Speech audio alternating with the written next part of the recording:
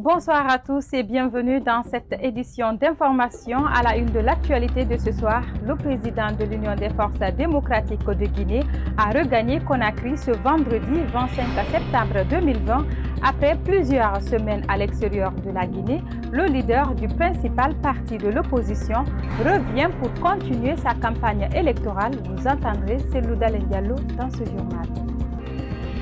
Et puis des acteurs de la société civile guinéenne étaient à l'école de la démocratie. Ces acteurs échangeaient autour des modalités pour certifier la transparence et la crédibilité de l'élection présidentielle du 18 octobre 2020. Vous les entendrez dans ce journal.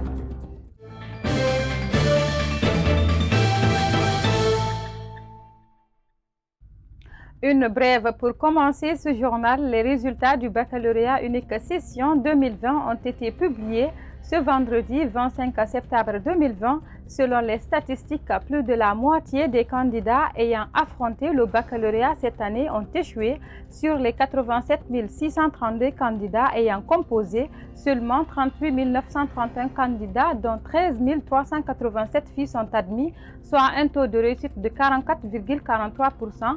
48 701 candidats ont tous échoué. On vous le disait dans les titres, le président de l'Union des forces démocratiques de Guinée a regagné Conakry ce vendredi 25 septembre 2020. Après plusieurs semaines à l'extérieur de la Guinée, le leader du principal parti de l'opposition revient pour continuer sa campagne électorale. Cellou Dalein Diallo a eu droit à un accueil chaleureux de la part de ses militants et sympathisants de l'aéroport de Conakry jusqu'à son siège suivi. Je me réjouis de savoir que je suis attendu, massivement attendu par mes compatriotes à l'aéroport international de Bissia. Je suis heureux de revenir au pays, retrouver vraiment mes compatriotes, déterminé à me porter au pouvoir le 18 octobre pour mettre fin à la dictature. Confiance à mon peuple et à sa détermination de mettre fin à la dictature et de s'opposer au troisième mandat. Il est en retard, le peuple guinéen a évolué. C'est-à-dire son sport favori, c'est l'ethnocentrisme. Mais aujourd'hui, nos compatriotes, nos frères de Kankan, de Sigiri sont en train de montrer qu'ils ne jouent plus sur ce tableau. Qu'ils veulent un président, un Guinéen, pour mettre fin à la misère, réconcilier les Guinéens, promouvoir la démocratie et le développement. Merci, monsieur.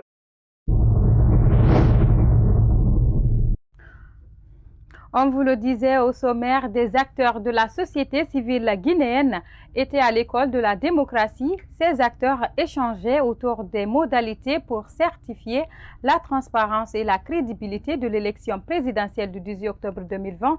C'est un reportage de Kadia Toubari et Sayoun Kamara.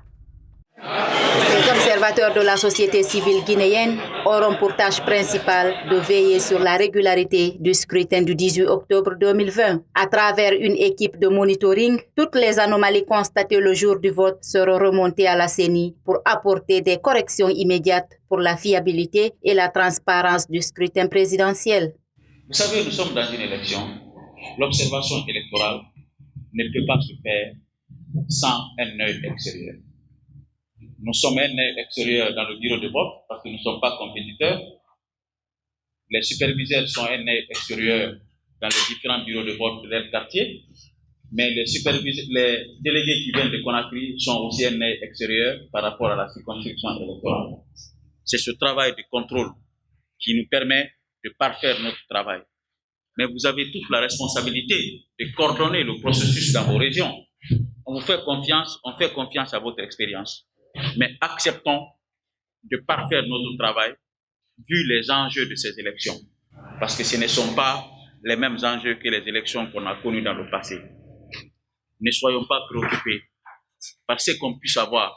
Soyons préoccupés par l'honneur et la note finale que la société civile aura. Des responsables régionaux et préfectoraux de la société civile guinéenne ont brillé par leur présence à ce rendez-vous démocratique. Tous convergent pour la tenue d'une élection présidentielle acceptée par les candidats en lice. Notre objectif qui est de contribuer et assurer la transparence et l'intégrité des élections et s'assurer que ça se passe dans de bonnes conditions et dans la paix et le calme. À notre retour dans nos différentes préfectures, nous devons organiser une rencontre avec toutes les joueuses membres du CNOX et avec certaines personnes ressources où nous allons tenir une rencontre au cours de laquelle ces structures vont essayer de signer une convention les engageant à mener l'observation. À l'occasion de ce scrutin, le CNOX entend réussir là où les autres ont échoué. Autrement dit, contribuer à sa façon dans le processus de démocratisation de la République de Guinée.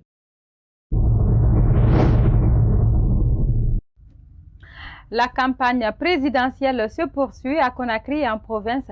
Certains partis en lice organisent des meetings géants et d'autres pratiquent la politique du porte-à-porte. Pour le moment, cette campagne se déroule sans incident majeur. C'est un constat de Numousso Doumbouya et Ibrahima Paye Kamara. C'est une campagne présidentielle pas comme les autres. En lieu et place des cortèges, ces partisans des différents partis en lice préfèrent ériger des tentes dans certains coins de la capitale pour jouer de la musique. Une démarche démocratique que partage ce leader politique. D'autres sont sur le terrain. Nous sentons déjà que nous avons tout à fait le terrain maîtrisé et que nous nous attendons que maintenant qu'au résultat de nos efforts que nous allons fournir par rapport à la campagne que nous sommes en train de faire actuellement. Et nous pensons que ce serait très bientôt toute une victoire parce que nous n'avons pas encore rencontré des adversaires sur le terrain. Donc, comme on le dit souvent, c'est le terrain qui commande et actuellement, nous avons la maîtrise du terrain. Depuis le début de la campagne, aucun incident majeur n'a été signalé. La campagne se déroule du moins pour le moment dans le respect des règles démocratiques. La motivation est la suivante. Nous sommes pour Cellodalen, donc ce n'est pas la guerre, ni jeter les cailloux, ni se bagarrer entre nous. Nous, c'est quoi? Nous votons pour la révolution. Nous voyons les choses en réalité. Est-ce que vous voyez? Donc, dans cette optique, si ce n'est pas pour les gens qui viennent, qui nous emmènent, qui nous provoquent, qui viennent avec leur banderole, ils attachent chez nous là-bas, donc ce n'est pas logique. Donc nous ne sommes pas là pour la guerre, ni la haine, ni la violence. Juste seulement, nous votons pour la révolution. Selon des observateurs de la vie politique guinéenne, la morosité de la campagne présidentielle s'explique par la présence de la pandémie du coronavirus en Guinée, mais aussi et surtout les conditions économiques précaires que traverse la Guinée. Et puis, Numousso Doumbouya, certains prédicateurs religieux s'activent sur le terrain pour sensibiliser les militants de tous les bords politiques pour éviter la violence suivie. Et je profite de l'opportunité encore, il y a les élections qui sont, n'est-ce pas, en perspective, et d'exhorter tout le monde, n'est-ce pas, à effectuer, n'est-ce pas, cette obligation civique, n'est-ce pas, dans la paix, dans la quiétude. Et je prie Allah subhanahu wa ta'ala qu'il accorde à notre chère patrie, la Guinée, une stabilité politique, une paix, une quiétude sociale, et qu'il accorde tout le bonheur à notre chère patrie et à nos concitoyens. Et je prie Allah subhanahu wa ta'ala qu'il répande, n'est-ce pas, sa miséricorde sur le monde entier et pour que le monde entier se débarrasse de cette pandémie. Volet justice, dans ce journal, un mandat d'arrêt a été émis jeudi 24 septembre 2020 contre le commissaire divisionnaire Aboubakar Fabou Kamara, directeur de la police judiciaire DPJ, et le commandant de brigade de répression et d'intervention BRI, Mohamed Lamine Simakan. Le mandat d'arrêt a été émis par le juge Charles Wright. Ces deux responsables de la police sont poursuivis par Ibrahim Diallo et Sekou Koundouno du FNDC pour violation de domicile et destruction de biens suivis. Nous avons entendu le ministère public soulever avant tout débat au fond l'incompétence du tribunal correctionnel de Dixine au motif que les prévenus mis en cause dans cette affaire seraient des officiers de police judiciaire en application de l'article 758 du Code de procédure pénale. Nous avons apporté la réplique en visant l'article 14 du Code de procédure pénale qui pose 2 conditions cumulatives permettant à une personne de se prévaloir de la qualité d'officier de police judiciaire. Pour se prévaloir de la qualité d'officier de police judiciaire, il faut être nommé à une fonction qui vous permet d'exercer la mission de police judiciaire. Première condition. Deuxième et dernière condition, c'est qu'il faut bénéficier de l'habilitation de monsieur le procureur général près la cour d'appel de Conakry. En l'espèce, s'il est constant que le commissaire Fabou est nommé à un poste qui lui permet d'assurer les missions de police judiciaire, il est cependant absent dans ce dossier qui ne bénéficie d'aucune habilitation du procureur général lui permettant en conséquence de se prévaloir de la qualité d'officier de police judiciaire. Dès lors, il n'y a pas lieu de lui faire bénéficier des privilèges de juridiction consacrés à l'article 757 du Code de procédure pénale. Nous avons demandé au tribunal de rejeter cette exception et de nous permettre d'avancer au fond de ce dossier. On aurait dû laisser le commissaire Fabou, certainement avec ses avocats, venir soulever cette question devant le tribunal correctionnel. Toujours dans l'actualité, cela fait 11 ans depuis que les massacres du stade du 28 septembre en 2009 ont eu lieu. Les autorités judiciaires peinent toujours à faire la lumière sur le dossier. Plusieurs dates pour la tenue du procès ont été annoncées, mais les lignes ne bougent pas. C'est un reportage de Yaye Oumoubari et Moustapha Diani. 11 ans après les massacres du 28 septembre 2009, l'association des victimes, parents et amis du 28 septembre, restent toujours sur leur faim. Pas de justice pour les victimes de cette barbarie de la junte au pouvoir d'alors. La présidente de l'association des victimes déplore la lenteur de la justice dans le traitement du dossier. J'avoue qu'on a vraiment des difficultés. Les difficultés, c'est quoi? Parce qu'on ne nous donne rien de clair. Et la commémoration passée en 2019, le ministre de la Justice et le Premier ministre Kassori Fofana, ils avaient promis que le procès allait se tenir en juin 2020. Ils ont dit qu'il fallait d'abord procéder à la pose de la première pierre pour l'édifice qui doit abriter le procès. Une idée que nous, on n'a pas du tout soutenue, on n'a pas du tout appréciée, parce que pour nous, c'est une façon de retarder encore le processus. Cette association assure en partie la prise en charge des victimes, surtout les femmes et filles violées. Parmi ces victimes, une dizaine poursuit jusqu'à présent son traitement en Guinée, tout comme à l'extérieur du pays. On a aidé ces femmes pour faire ces activités génératrices de revenus. On a pu quand même encore les aider à s'autonomiser. On a mis des fonds à leur disposition. Elles fabriquent du savon, elles font la teinture, elles mettent ça au marché pour récupérer maintenant le bénéfice pour pouvoir aider les enfants pour l'école. Ça, nous l'avons fait et on continue à le faire. En plus, on a eu l'appui du Fonds global mondial qui est venu encore s'ajouter sur tout ce que nous avons pu avoir pour aider les femmes, surtout les femmes victimes de viol, pour les prendre en charge à hauteur de 10 millions par personne pour qu'elles puissent continuer leur autonomisation. À part de ça aussi, nous les accompagnons au niveau de la thérapie. Nous avons mis en place la musicothérapie. C'est une façon de guérir par la musique. C'est la première en Guinée, mais quand même, cela a beaucoup aidé surtout. Une commission d'enquête internationale mandatée par l'ONU a fait un rapport en décembre 2009. Le rapport indique qu'il y a eu au moins 156 morts et disparus, dont un certain nombre de femmes décédées des suites de violentes agressions sexuelles.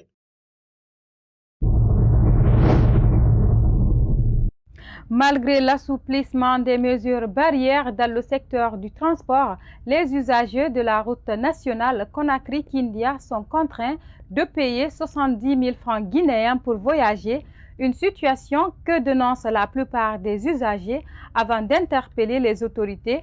C'est un reportage de Jeannette Akou et Ibrahima Khalil Silla.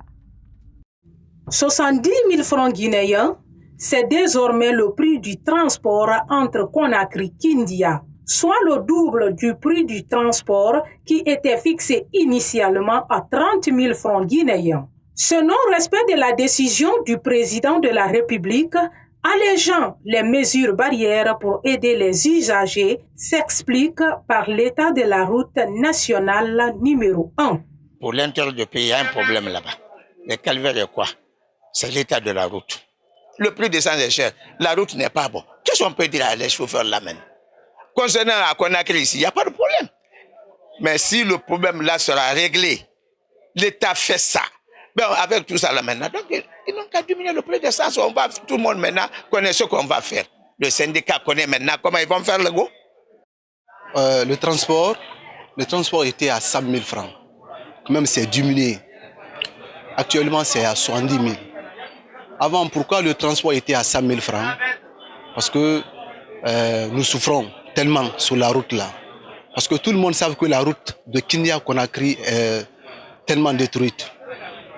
Nous empruntons les déviations. Les déviations là, on peut consommer plus de 45 litres aller-retour, comme Kindia-Conakry. Et puis, les déviations là aussi, il y a des petits barrages. On peut compter à peu près de 5 barrages. Chaque barrage, nous allons payer 20 000, 20 000. Retour encore, il y a des militaires là-bas. Ceux-ci là aussi vont nous demander de l'argent. Au cours de la route, on peut gaspiller à peu près 200 000 francs. Pour une distance de 135 km, certains usagers sont obligés de faire parfois 24 heures sur la route nationale Conakry-Kindia, un véritable calvaire qui affecte le trafic. Et la route à l'air là encore là, s'il veut qu'il quitte ici là, sauf demain matin, il va rentrer. Donc c'est pour là vraiment on est très fatigué à l'air là. Le gouvernement n'a qu'à tout faire pour que la route là maintenant, il n'a qu'à faire tout possible pour arranger. Ça la vérité. Plusieurs travaux pour la réhabilitation de la route nationale Kindia-Conakry sont ouverts actuellement. Une raison de plus qui explique la souffrance des usagers. Alors qu'il vient de prendre fonction, le nouveau préfet de l'Elouma a trouvé les caisses de la préfecture vides. Pire, sans aucune pièce justificative, le préfet sortant a annoncé que la préfecture lui reste devoir d'une somme de 10 millions de francs guinéens en carburant. C'est une dépêche de notre correspondant basé dans la région du Fouta. Le directeur de cabinet du gouvernorat de l'Abbé vient de superviser les cérémonies de passation de services entre les préfets de l'Elouma et Mali. Les deux frères que je viens de citer ont encore une fois bénéficié de la très grande confiance de son Excellence, Monsieur le Président de la République, le professeur Alpha Condé, en les permettant l'un de l'Elouma pour Mali, l'autre de Mali pour l'Elouma. Ainsi, le nouveau préfet de l'Elouma a promis de mériter de la confiance renouvelée en sa personne par le chef de l'État. Nous devons nous donner la main pour redorer l'image de l'Elouma. Et pour cela, il faut la contribution de chacun de nous, à tous les niveaux. Quant à l'ancien préfet de l'Elouma, il se dit conscient des défis qui l'attendent à son nouveau poste de Mali. En prenant les commandes de cette préfecture, nous prions de bien vouloir nous accompagner dans cette difficile mais noble et exaltante mission. Car c'est ensemble que nous devons relever les différents défis qui nous interpellent tous. Par contre, en passant le témoin pour Mali, Mohamedine Kamara a présenté une situation dans laquelle il prétend que la préfecture de l'Elouma lui doit 10 millions de francs guinéens en carburant. Mais la mission du gouvernorat de l'Abbé a déploré l'absence de pièces justifiant cette dette annoncée. Les activités sportives et culturelles reprennent sur toute l'étendue du territoire national après l'allègement des mesures barrières sanitaires pour les acteurs culturels et sportifs guinéens. Ainsi, il est désormais permis aux sportifs et supporters de se retrouver dans différents terrains tout en respectant les mesures sanitaires. C'est un reportage de Mohamed Saliou Diallo et Ibrahima Paye Kamara. Depuis le 22 mars 2020, Toutes les activités culturelles et sportives sont mises aux arrêts à cause de la pandémie du coronavirus. Cet allègement pourrait permettre aux amoureux du cul rond de reprendre les activités sur les stades du pays. Les encadreurs satisfaits de cette reprise planifient les calendriers des entraînements.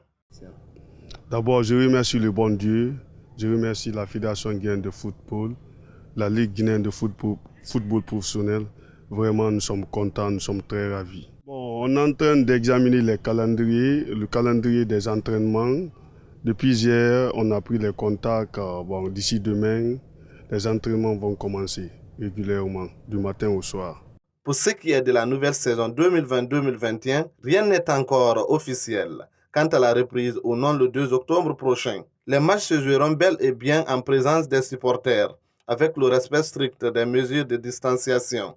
Bon, vous savez, à l'heure actuelle, d'ailleurs, depuis 10 heures, il y a une réunion extraordinaire qui se tient au siège de la Ligue entre les clubs de Ligue 1, Ligue 2 amateurs et le bureau exécutif de la Ligue professionnelle pour voir dans quelle mesure la relance des compétitions va se faire et quelles sont les mesures à prendre parce que la CAF a envoyé une série de recommandations en liaison avec l'Organisation mondiale de la santé et la commission médicale de la CAF par rapport au problème que vous évoquez, c'est-à-dire le contrôle des supporters, des sportifs avant, pendant et après les différentes compétitions et la configuration des stades, quelles sont les mesures à prendre pour prévenir les contacts et surtout la contamination des sporteurs, des journalistes sportifs et des officiels des matchs.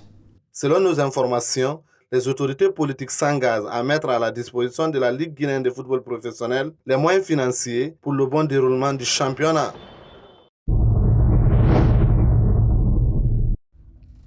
Ce vendredi 25 septembre 2020, le Mali, toujours sous sanction de ses pays voisins, a comme prévu procéder à l'installation d'un nouveau président par intérim. Le nouvel homme fort du Mali a 18 mois pour organiser les élections et ramener son pays sous l'ordre constitutionnel. C'est un commentaire de Kadiatou Kamara. Comme convenu, ce vendredi 25 septembre 2020 au Mali, le nouveau président par intérim officiel à la retraite Mbandao, âgé de 70 ans, ainsi que le nouveau vice-président, le colonel Assimi Goïta, militaire à la tête du coup d'État du 18 août 2020, ont prêté successivement serment à la Cour suprême lors d'une cérémonie officielle. Une double investiture qui intervient au Mali dans un contexte particulier, à un moment où la junte militaire est toujours en discussion avec la CEDEAO. Aucun chef d'État africain n'est convié à participer à cette investiture, faute des sanctions toujours maintenues sur le Mali. Par contre, le médiateur de la CEDEAO, l'ex-président nigérien Goodluck Jonathan, ainsi que plusieurs diplomates français et quelques militaires étaient présents à la cérémonie. Comme invité surprise, le président de la Guinée-Bissau, Umaro Sissoko Mbalo, était le seul chef d'État étranger à avoir fait le déplacement alors que le Mali est toujours sous sanction de ses voisins. Cette investiture est censée marquer le début d'une transition de 18 mois et la nomination d'un premier ministre civil selon le plan de transition retenu par la junte militaire afin d'aboutir à de nouvelles élections au Mali, a exigé la CEDEAO. C'est la fin de cette édition d'information. Merci à tous de votre aimable attention. Tout le plaisir a été pour moi de vous servir. Au revoir.